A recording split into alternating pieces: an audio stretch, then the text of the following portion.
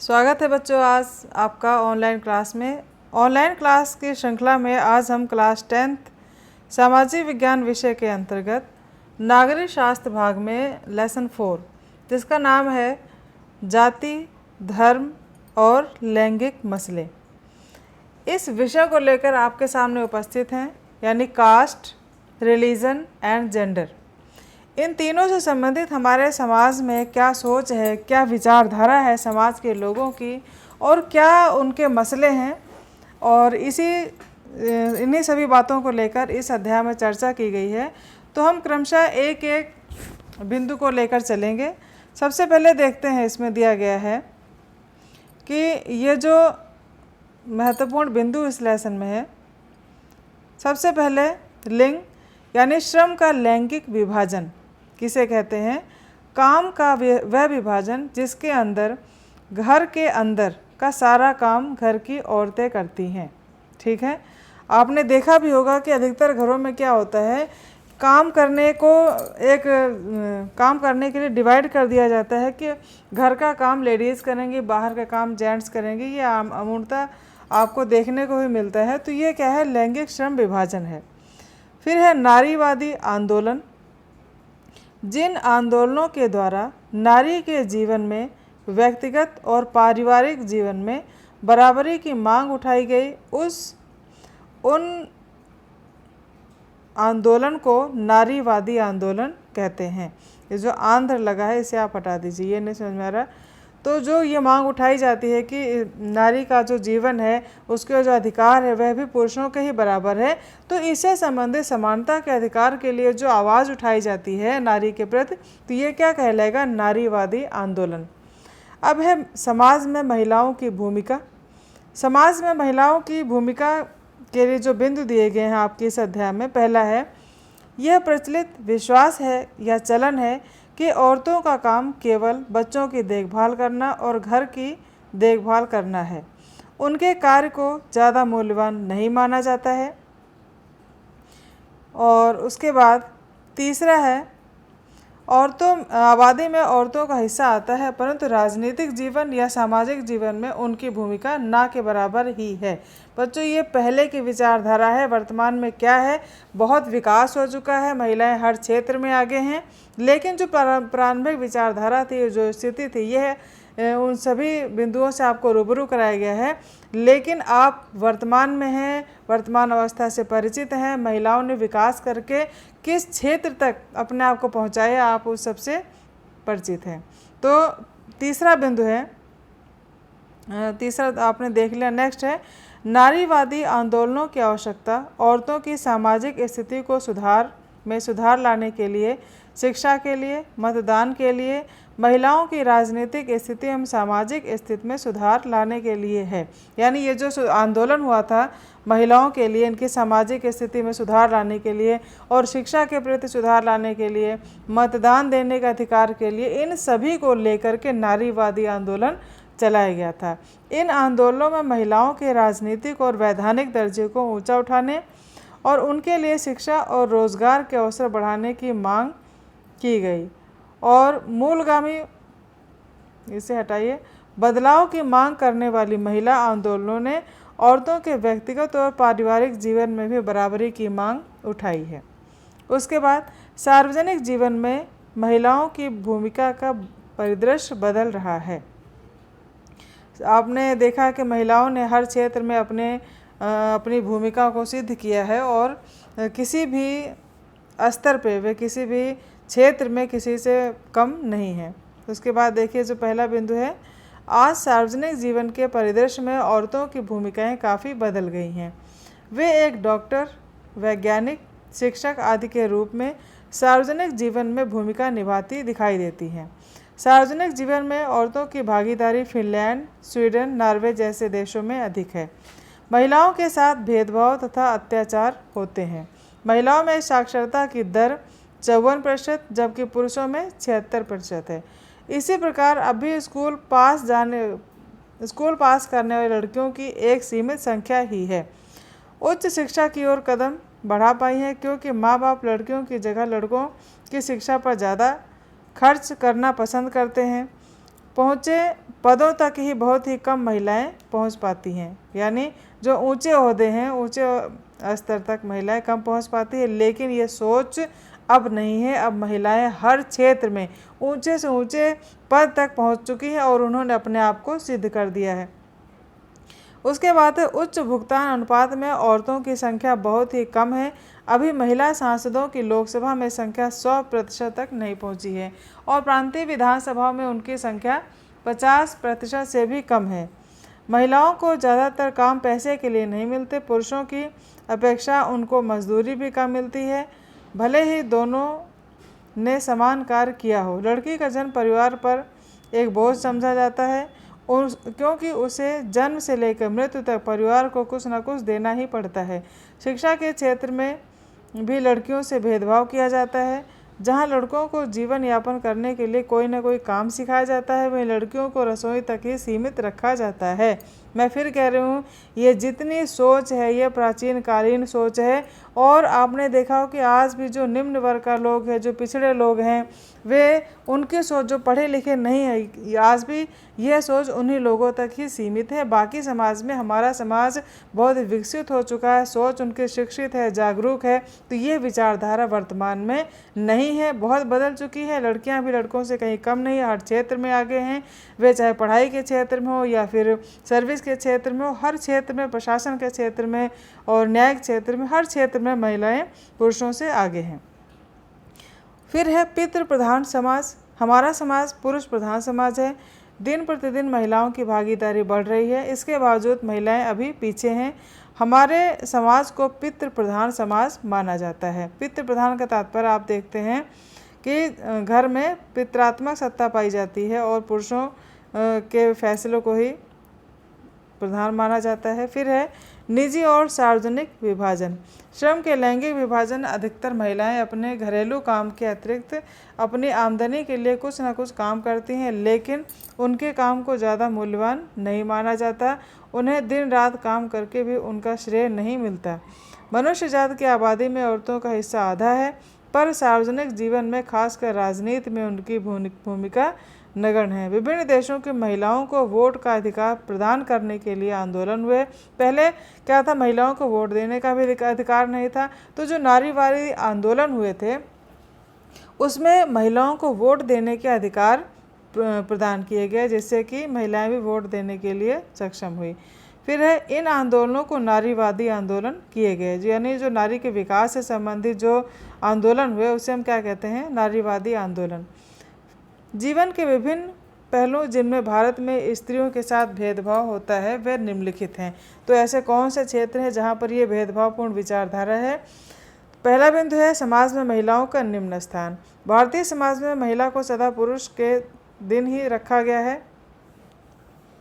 ये क्या है भाई, महिला को सदा पुरुष के दिन ही रखा गया है, उसे कभी भी स्वतंत्र दिन नहीं होगा, ये अधीन होगा। ये जो दिखाई दे रहा है बेटा दिन, बच्चों ये दिन नहीं है, सदा पुरुष के अधीन रखा गया है, उसे कभी भी स्वतंत्र रूप से रहने का अवसर नहीं दिया गया। पहले की विचारधारा है, पहले की सोच है, आज की नहीं है। बालिकाओं के प्रति उपेक्षा। आज भी बालिकाओं की अनेक प्रकार की अवहेलना की जाती है। यह लड़के के जन्म पर आज भी सभी बड़े खुश होते हैं और अन्य अन्य जैसन बनाते हैं, अन्य आयोजन करते हैं। लड़की के जन्म पर परिवार में चुपचाप हो जाता है और दूसरी लड़की का जन्म परिवार पर एक बोझ समझा जाता है, क्योंकि उसे जन्म से लेकर जन्म तो मिलता है परंतु परिवार को कुछ ना कुछ देना पड़ता है। तीसरे, शिक्षा के क्षेत्र में भी लड़कियों से भेदभाव किया जाता है। चौथे, जब लड़कों का जीवन यापन के लिए कोई ना कोई काम सिखाया जाता है, लड़कियों को रसोई तक ही सीमित रखा जाता है। पहले आपने देखा होगा बच्चों, प्राचीन काल में क्या होता था, लड़कों से ज़्यादा काम नहीं कराया जाता। तो ज़्यादा क्या, कुछ भी नहीं, लड़कियों को कहा जाता ये लड़की है, तुम लड़की हो, तुम्हें पढ़ाया जाएगा। और दूध भी जहाँ तक देने का नंबर आता था, मैंने सुना है कि जो मलाई वाला दूध है लड़कों को दे दिया जाता है, भाई ये पढ़ेगा, ये आगे बढ़ेगा, ये वंश का कर्णधार है। और लड़कियां क्या है, कहते लड़की की शादी ब्याह कर देंगे, घर चली जाएगी, है ना। तो ये जो सोच है पुरानी सोच थी, अब ऐसा नहीं है। हमारा समाज क्या है, शिक्षित समाज है, पढ़ा लिखा समाज है और जागरूक समाज है। यह विचारधारा अब एक दरकिनार हो चुकी है, अब नहीं है बच्चों। उसके बाद है नीचे का पॉइंट है, हाँ, साक्षरता के आधार पर। और दूसरा, ऊंची तनख्वाह वाले ऊंचे पदों पर पहुंचने वाली महिलाओं की संख्या कम है। महिलाओं के घर के काम को मूल्यवान नहीं माना जाता। पुरुषों की तुलना में कम मजदूरी, लड़की को जन्म लेने से पहले ही खत्म कर देना, महिलाओं के उत्पीड़न, शोषण और उन पर होने वाली हिंसा। आप देखते हैं महिलाएं जो हैं, एक महिला कई किरदारों को निभाती है, ठीक है। वह चाहे घर के काम में हो या फिर बाहर के काम में हो। घर में है तो एक हाउसवाइफ की तरह बच्चे की केयर भी करेगी, घर की देखभाल भी करेगी, और कोई अगर घर में बीमार भी हो जाता है तो उसके लिए एक नर्स का भी काम करती है। तो महिला एक और काम अनेक, भूमिका उसके अनेक है।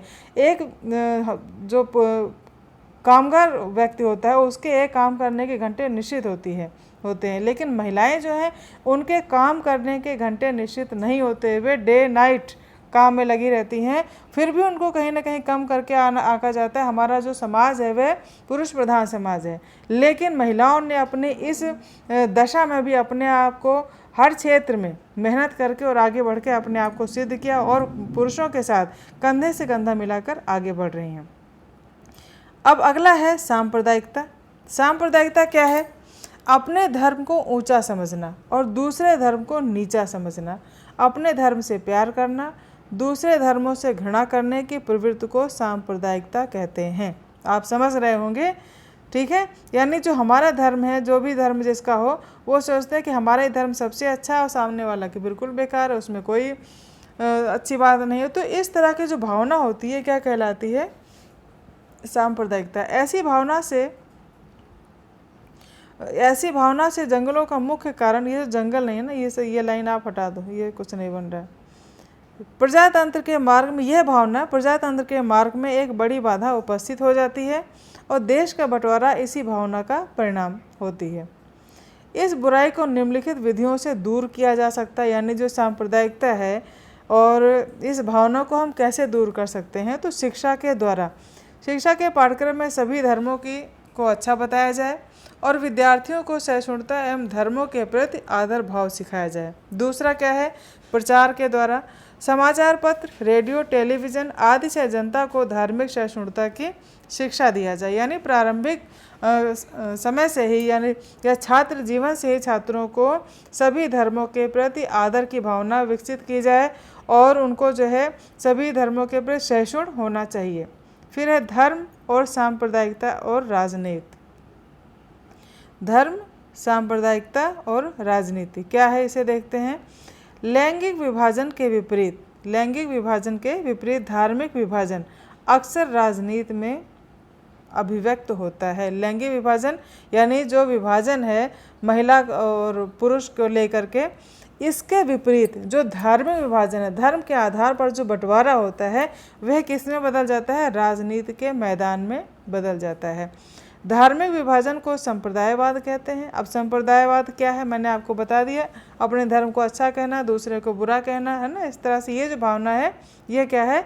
संप्रदायवाद। तो धार्मिक विभाजन को संप्रदायवाद कहते हैं। संप्रदायवाद के कारण क्या होता है? देश में झगड़े होते हैं, शांति भंग होती है और ऐसे वातावरण में लोकतंत्र पनप नहीं सकता। ऐसे तंत्र में देश का विकास नहीं हो सकता। फिर है समुदायवाद के कारण देश के अंदर घृणा व मतभेद उत्पन्न होता है। अब समुदायवाद क्या है? यानी हम अपने समुदाय को अच्छा कहें, दूसरे को बुरा कहें। इससे क्या होता है? आपस में हम एक दूसरे के प्रति घृणा की भावना उत्पन्न हो जाती है, मतभेद उत्पन्न हो जाते हैं और देश की एकता समाप्त हो जाती है। इस प्रकार लोकतंत्र को खतरा पैदा हो जाता है। जब एक धर्म के विचारों को दूसरों से श्रेष्ठ माना जाने लगता है, एक धर्म के जो विचार हैं और दूसरे धर्म के जो विचार हैं उससे अपने को श्रेष्ठ माना जाए और कोई धार्मिक समूह अपनी मांगों को दूसरे समूह के विरोध में खड़ा करने लगता है। इस प्रक्रिया में जब राज्य अपनी सत्ता का इस्तेमाल किसी धर्म के पक्ष में करने लगता है तो ऐसी स्थिति और विकट होने लगती है। राजनीति से धर्म और इस तरह जोड़ना ही सांप्रदायिकता या संप्रदायवाद है। लोकतंत्र की सफलता का आधार है जनता में सहनशीलता होना, साझेदारी, बंधुत्व, सभी के विचारों के प्रति सहिष्णुता आदि। परंतु संप्रदायवाद के कारण इन सभी के मार्ग में बाधा उत्पन्न होती है। सांप्रदायिकता के रूप अब कौन कौन से रूप हैं? पहला है एक धर्म को दूसरे धर्म से श्रेष्ठ मानना, ये एक रूप है। दूसरा, अलग राजनीतिक इकाई बनाने की इच्छा। धर्म के पवित्र प्रतीकों, धर्म गुरुओं और भावनात्मक अपीलों का प्रयोग करना। संप्रदाय के आधार पर हिंसा, दंगा और नरसंहार करना। फिर है इसके अपोजिट धर्म निरपेक्ष शासन। अब धर्म निरपेक्ष शासन क्या है? भारत का संविधान किसी धर्म को विशेष दर्जा नहीं देता। हमारा जो संविधान है वह सभी धर्मों को साथ लेकर चलता है, किसी एक धर्म विशेष के प्रति ज़्यादा सिंपैथी नहीं होती, सभी धर्मों को लेकर साथ में चलते हैं। दूसरा बिंदु है किसी भी धर्म का पालन करने और प्रचार करने की आज़ादी। धर्म के आधार पर किए जाने वाले किसी तरह के भेदभाव को अवैधानिक घोषित करना। शासन को धार्मिक मामलों में दखल देने का अधिकार। संविधान में किसी तरह के जातिगत भेदभाव का निषेध किया गया है। अब जातिवाद क्या है? जाति प्रथा आज भी भारतीय समाज का अभिन्न अंग है। समय समय पर इनमें अनेक बदलाव आते गए और अनेक सुधार को नहीं से सुधारने का प्रयत्न किया। ये भाई क्या लाइन है? समय समय पर इसमें अनेक बदलाव आते गए, ये तो ठीक है, और अनेक सुधार से, इसे हटा दो बच्चों, आप कंफ्यूज होंगे। समय समय पर इसमें अनेक बदलाव आते गए, बस यहाँ तक रखो, बाकी ये लाइन आप हटा दो। भारतीय संविधान ने किसी भी प्रकार के जातिगत भेदभाव को निश्चित किया है और जाति व्यवस्था से पैदा होने वाले अन्याय को समाप्त करने पर जोर दिया है। परंतु इतना सब होने पर भी समकालीन भारत से जाति प्रथा विदा नहीं हुई है। जाति व्यवस्था के कुछ पुराने पहलू आज भी विद्यमान हैं। जातिवाद आप समझ रहे होंगे, अपनी जाति और को सबसे अच्छा कहना या दूसरे की कम करके आंकना, उच्च जाति निम्न जाति, इस तरह से जाति से संबंधित जो झगड़े हैं, जो विचारधारा है, जो मतभेद है, वह सब क्या कहलाता है? जातिवाद। जाति व्यवस्था के कुछ पुराने पहलू आज भी विद्यमान हैं। अभी भी अधिकतर लोग अपनी जाति या कबीले में विवाह करते हैं।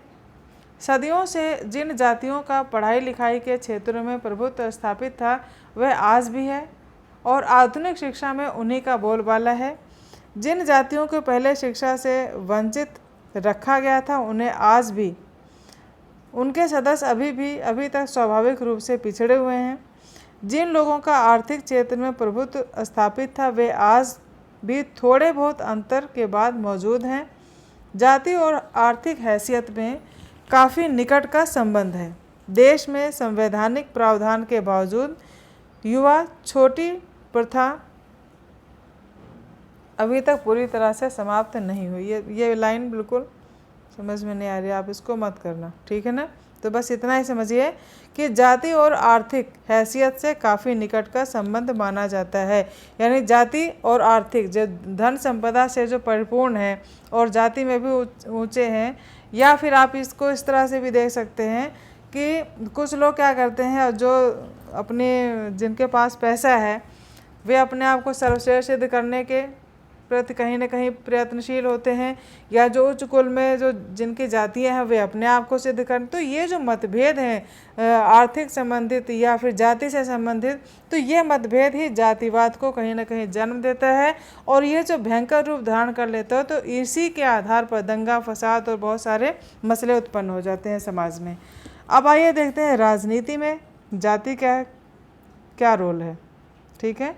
तो यह एक प्रकार से पहला है दिया है, चुनाव क्षेत्र में मतदाताओं की जातियों का हिसाब ध्यान से रखना। समर्थन हासिल करने के लिए जातिगत भावनाओं को उकसाना। तीसरा, ये आप सभी बिंदु आपको समझ में आ रहे होंगे, यानी कुछ लोग क्या करते हैं राजनीति में जब इलेक्शन के लिए खड़े होते हैं तो वे कहीं ना कहीं एक जाति विशेष के उत्थान के लिए वादा कर लेते हैं और कहते हैं हम जब जीत जाएंगे तो आपकी जाति का अधिक उत्थान करेंगे। यानी यह वर्ग मतभेद और जाति मतभेद पैदा करते हैं समाज में। और इसके अलावा देश में किसी भी एक संसदीय चुनाव क्षेत्र में किसी एक जाति के लोगों का बहुमत नहीं है। कोई एक जो संसदीय क्षेत्र में, यह आवश्यक नहीं कि वहाँ पर सिर्फ एक ही जाति के लोग हैं, वहाँ पर हर जाति के लोगों के समूह रहते हैं तो आवश्यकता इसी बात की है होनी चाहिए कि हम हर जाति के समूह को लेकर चलें, उनको आगे बढ़ाएं और उनका विकास करें। कोई भी पार्टी किसी एक जाति या समुदाय के सभी लोगों का वोट हासिल नहीं कर सकते। ये था राजनीति में जाति। अब इसके बाद है बच्चों कुछ ये जो क्वेश्चन दिए गए हैं, तो इसमें देखते हैं। पहला जो क्वेश्चन है, क्वेश्चन भी है और उनके आंसर भी आपको बताए जाएंगे। जैसा कि पहला क्वेश्चन है, लैंगिक विभाजन।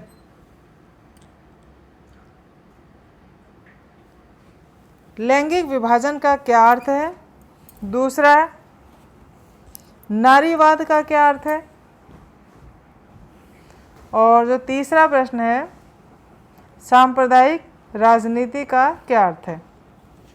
ठीक है। चौथा प्रश्न है, किन्हीं दो प्रावधानों का जिक्र करें जो भारत को धर्मनिरपेक्ष बनाते हैं। धर्मनिरपेक्ष भारत हमारा कहा जाता है, तो ऐसे दो प्रावधान हमें बताने हैं जिससे ये सिद्ध हो कि भारत एक धर्मनिरपेक्ष राष्ट्र है। पांचवा है, लैंगिक श्रम विभाजन का क्या अर्थ है? और अंतिम प्रश्न दिया गया है, विभिन्न तरह की सांप्रदायिक राजनीति का ब्यौरा दें और सबके साथ एक एक उदाहरण भी देना है। तो ये थे 6 प्रश्न और अब हम क्या करेंगे, क्रमशः इन सभी प्रश्नों का उत्तर देखेंगे। जो पहला प्रश्न हमारा है, पहला प्रश्न है, लैंगिक विभाजन का क्या अर्थ है? तो आंसर इसका होगा, लैंगिक विभाजन क्या है? लैंगिक विभाजन का अर्थ है बालक और बालिकाओं की संख्या का अनुपात। आप इसको याद कर लो, आ सकता है कोई प्रश्न ये कि लैंगिक विभाजन क्या है, यानी बालक और बालिकाओं की संख्या का जो अनुपात है वह क्या कहलाता है? लैंगिक विभाजन। दूसरा प्रश्न हमारा था, नारीवाद का क्या अर्थ है? तो नारीवाद का अर्थ होता है पुरुष और महिला के समान अधिकारों और अवसरों में विश्वास रखने वाले महिला या पुरुष। तीसरा प्रश्न था, सांप्रदायिक राजनीति का क्या अर्थ है?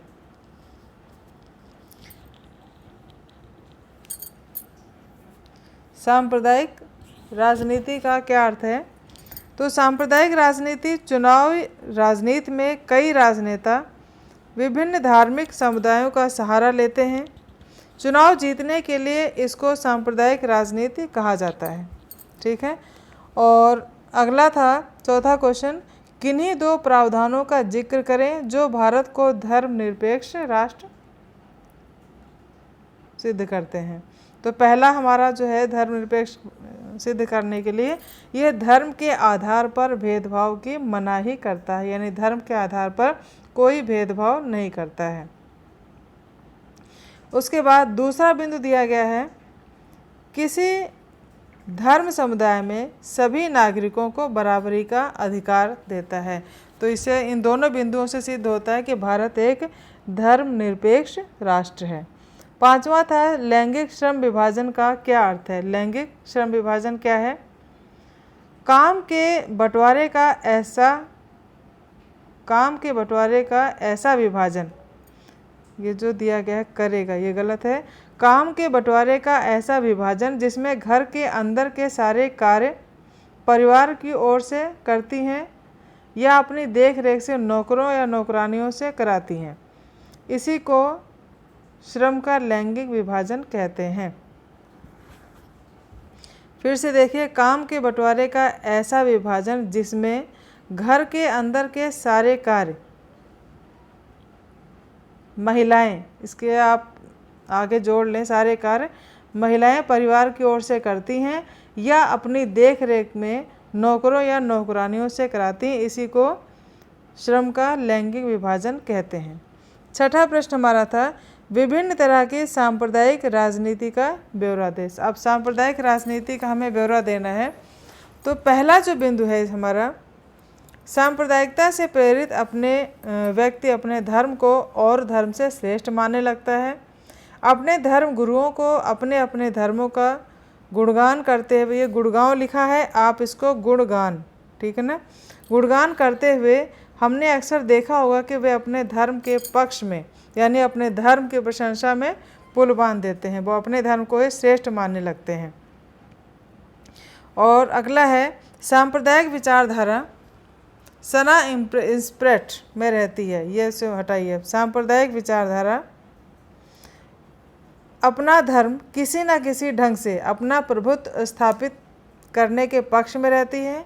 जो लोग बहुसंख्यक होते हैं उनका यही प्रयत्न रहता है कि वे अल्पसंख्यक समुदाय के लोगों पर बहुसंख्या के बाद बहुसंख्यक लोगों के विचारों को थोप दे, जो संसदीय परंपराओं के सदा विरुद्ध होता है। ऐसा श्रीलंका में हो रहा है। तीसरा है चुनावी राजनीति में कई राजनेता विभिन्न धार्मिक समुदायों की धार्मिक भावनाओं से खेलते हुए उन्हें उल्लू बनाने का प्रयत्न करते हैं। ये आप देखते हैं इलेक्शन के टाइम में, देखिए कितने लोग लुभावने वादे करते हैं और लोगों को बेवकूफ़ बना करके वोट जीतने का प्रयास करते हैं और सीधे साधे लोग उनके बहकावे में आ भी जाते हैं।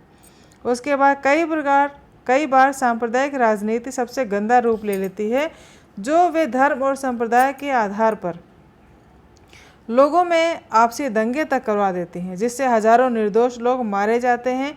कुछ ऐसा ही 1947 में देश के विभाजन के समय हुआ, जब हजारों लोग घटिया सांप्रदायिक राजनीति का शिकार हुए। तो ये था बच्चों आपका लेसन 4 जाति धर्म और लैंगिक मसले। इसमें एक प्रश्न आया था नारीवाद का क्या अर्थ है ना। तो मैं भी इसके क्वेश्चन के आंसर से ज़्यादा संतुष्ट नहीं हूँ। इसमें ऊपर दिया गया है कहीं ना कहीं नारीवाद का अर्थ क्या है। तो नीचे भी एक क्वेश्चन है नारीवाद का अर्थ, यहाँ पर देख लेते हैं ऊपर। ये देखिए नारीवाद आंदोलन में क्या होता है।